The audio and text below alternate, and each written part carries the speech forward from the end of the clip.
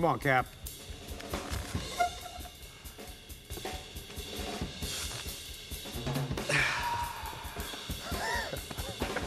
Nothing. Hi everyone, it's Charlie. This is going to be part 2 of my Avengers Endgame Easter Eggs video. There was so many, the movie was 3 hours long. Of course I had to break it into 2 videos. So if you're new to the channel, be sure to subscribe to get all the Marvel videos. It's only going to get crazier. We're even supposed to get a new Spider-Man Far From Home trailer in the next week or so. So don't worry, I'll remind everybody about that at the end of the video. There's a new round of that Infinity Gauntlet giveaway too. All you have to do to enter is be a subscriber and leave your favorite Easter egg from the movie on the video. Obviously, very big spoiler warning for Avengers Endgame. If you have not seen the movie yet, we'll be talking about specific stuff, including the very end of the film. So picking up where I left off with the part 1 video, they're in 2012 still. Captain America is fighting himself. The new footage that they shot was also another Easter egg for Thor: The Dark World. Remember when Loki turned into Captain America just to make fun of Thor when they were getting ready to escape from Asgard? When they're taking Loki into custody, they take the elevator down. They have that funny Hulk joke, but they tell Loki to turn into Steve Rogers' Captain America so as not to draw suspicion when they're on the ground floor. They don't want everybody freaking out that Loki is walking around with them. I already talked about all the Easter eggs with Loki disappearing, about the logic of what happened to that Loki. He created a new timeline. He could come back in present day. They could serve that as the basis for the Loki TV series they're doing during Marvel Phase 4. But they're unsuccessful. The Tesseract gets away. They still need to go back in time to the 1970s because the Tesseract was in that S.H.I.E.L.D. facility that Tony Stark's father and a younger version of Hank Pym Ant-Man were both working at, the birthplace of Captain America in New Jersey. When the camera pans up on that base, it's right out of Winter Soldier. If you remember the bunker where they found Arnim Zola had uploaded himself to the computers, that's the base that they go back to. We get our Stan Lee cameo. He zooms by as a 1970s version of himself. Stan Lee was very active during the 1970s, so he's dressed, his haircut, his mustache looks exactly like it did during 1970. The Russos claim that this is the last cameo that he filmed before he passed away, so I don't know what they're going to do about Stan Lee inside Spider-Man Far From Home. They'll probably find some other way to honor him. But when they go into that S.H.I.E.L.D. facility, Steve Rogers' name is Roscoe, which is actually a reference to a character, Roscoe Simmons, from the Captain America comics that briefly picked up the mantle of Captain America during the 1970s.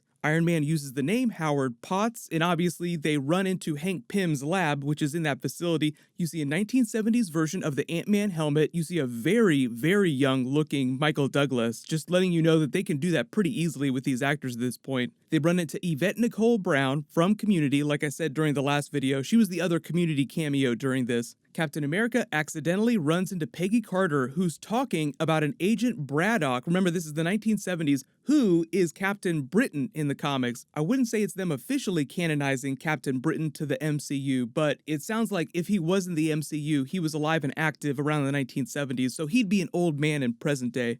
Iron Man goes down into the bowels of the facility to look for the Tesseract in storage and runs into his father in the 1970s. They joke about being a dad because remember Iron Man is a dad during the film, so they actually have something in common. He basically gives him the exact same speech saying the things that he wish he'd said at the beginning of Civil War when they're using the BARFing technology. He gets the moment with his father that he never got in real life. They have a cameo from Jarvis on the Agent Carter series. I believe that this is the very first time that an actor that was a character on a TV series first now jumped into the movies. Like people wonder if TV actors will ever appear in the movies. This is the very first time that's happened. They also drop an Arnim Zola reference because his father, Howard Stark, is looking for Arnim Zola, who hadn't uploaded himself into the mainframe at that point. Speaking of Red Skull related stuff, when Black Widow and Hawkeye go to Vormir to get the Soul Stone, she learns from the very first time during the introduction that her father's name was Ivan. She says she never knew her father because of the Red Room program that she was inducted into, so this is the first time she's hearing that. Jumping over to Morag in 2014, so Nebula and War Machine go to get the Power Stone from Peter Quill. They make all kinds of Indiana Jones references. They make fun of Peter Quill because they do the Guardians of the Galaxy intro, but you're seeing it from their perspective, so you don't hear the music really loud, so he's just dancing around looking kind of silly.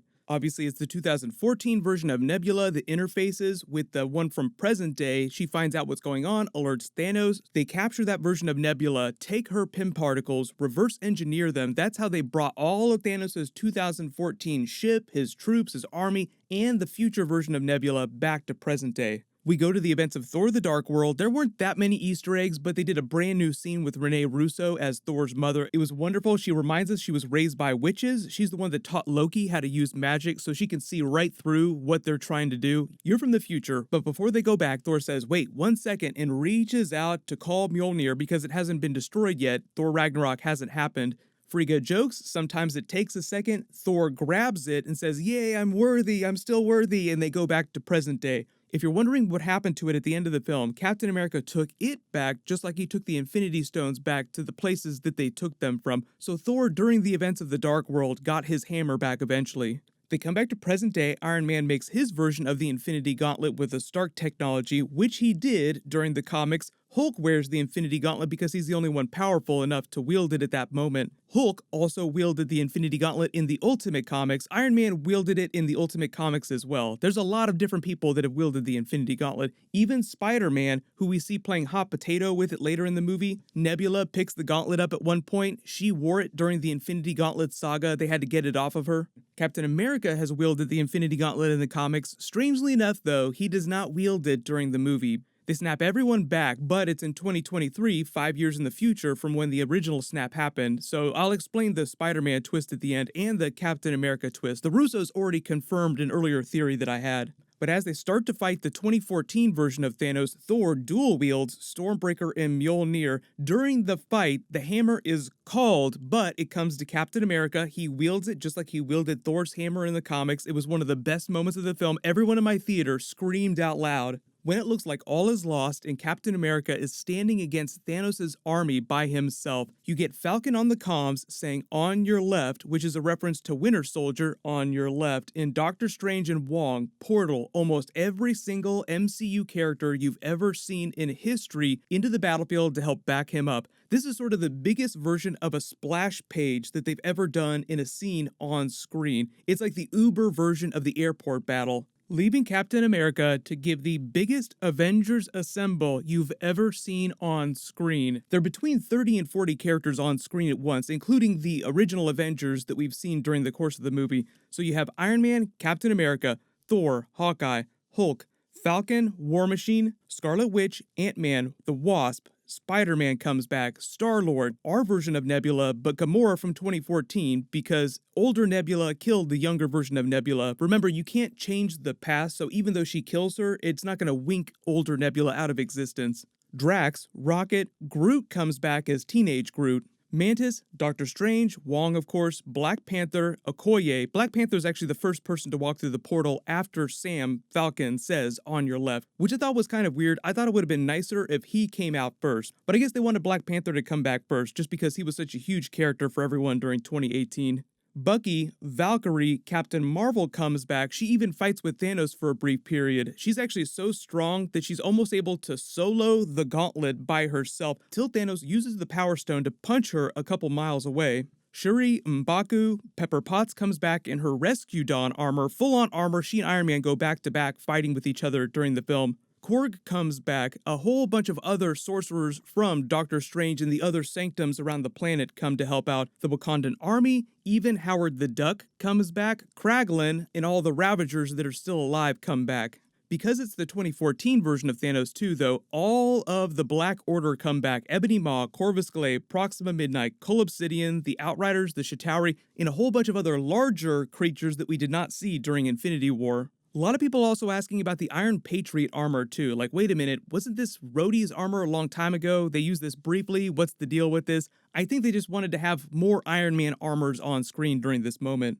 They have an A-Force moment during the film. If you're not familiar with A-Force, they're just a team of women that are basically like another Avengers side team in the comics. So they have like a giant team up with Captain Marvel when she's facing down Thanos. I think that was just them winking at the idea of A-Force. I don't know if they're ever going to do an A-Force movie, but they haven't announced plans or anything like that.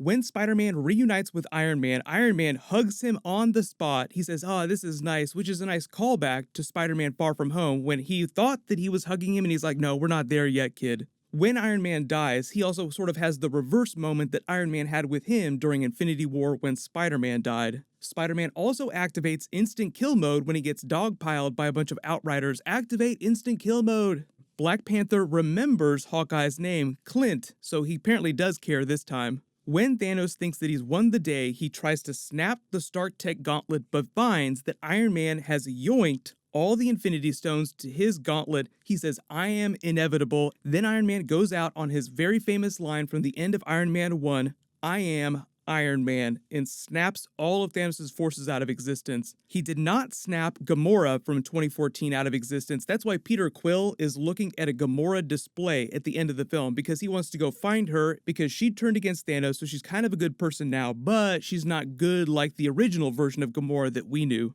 During Iron Man's funeral, they have pretty much all the bigger Avengers characters, their families, and side characters with them. They say goodbye to him, and they sort of eulogize him with that original arc reactor, proof that Tony Stark does have a heart. Remember, the time travel platform design was actually made to look like this when they all had their hands in the middle. Just another way to visually reference how important the Iron Man character was to the MCU within the context of the story, but also how important that original Iron Man film was for building Marvel Studios and everything that came after. The kid from Iron Man 3 comes back, but he's a teenager now. He's way older because it's been a long time since that movie happened, and on top of that, there was a 5-year time jump. When Happy sits down with his daughter, she says, "I want a cheeseburger." He almost starts crying on the spot and says, "You know what? Your father really liked cheeseburgers," which is a reference to the original Iron Man movie when he first escaped the cave, came back and said, "What do you want to do first?" "I want to get a cheeseburger and I want to call a press conference." Thor officially gives leadership of Asgard to Valkyrie, calling her queen, so we'll see how they address that in future movies,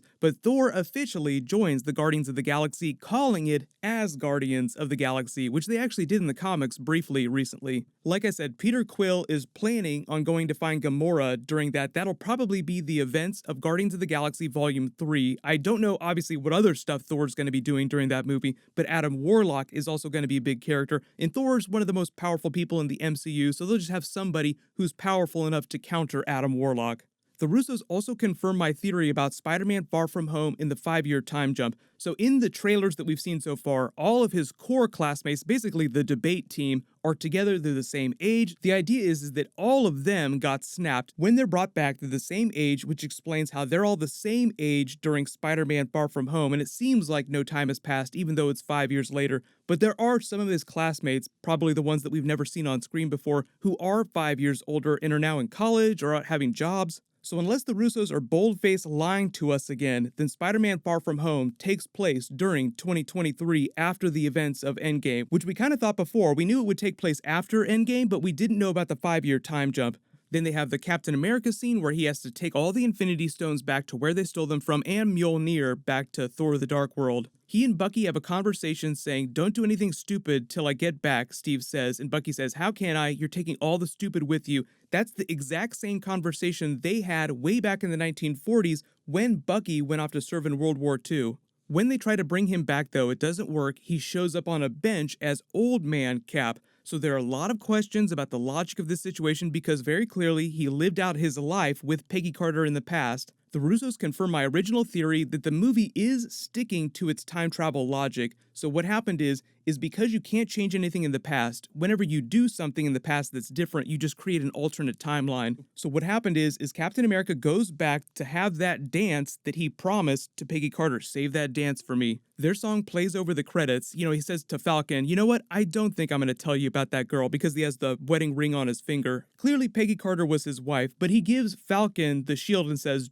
"Try it on." Falcon probably won't debut as the next Captain America till the next Avengers movie, so it could be 4 years before we see that, but they'll probably give us more explainers about that later this summer. The way the Captain America winds up on this bench, per the Russos confirming my theory, is that because Captain America was changing the timeline and creating a new one when he stayed with Peggy in the past in the 1940s, what happened is that he had to come back later to our own timeline, which means that he probably saved some Pym particles or got some along the way and saved the time travel suit. So that's how he wound up coming back, then just arranged to walk up and sit on this bench before this moment happened. So it wasn't him just directly coming back to this moment, it was him coming back to some other earlier point in time and then just sort of kind of trotting up and sitting on the bench, knowing that this would all be happening in the next couple of minutes. But the Russos did confirm that he lived out his life with Peggy Carter here. That's an alternate timeline. That's not our own timeline. Very interesting, they also said that they couldn't answer any more details about exactly what year he went back to because they might cover that story in another Disney Plus streaming show or in another movie. So there will be more Chris Evans, Captain America stuff in the MCU at some point. It just might happen in a very roundabout way.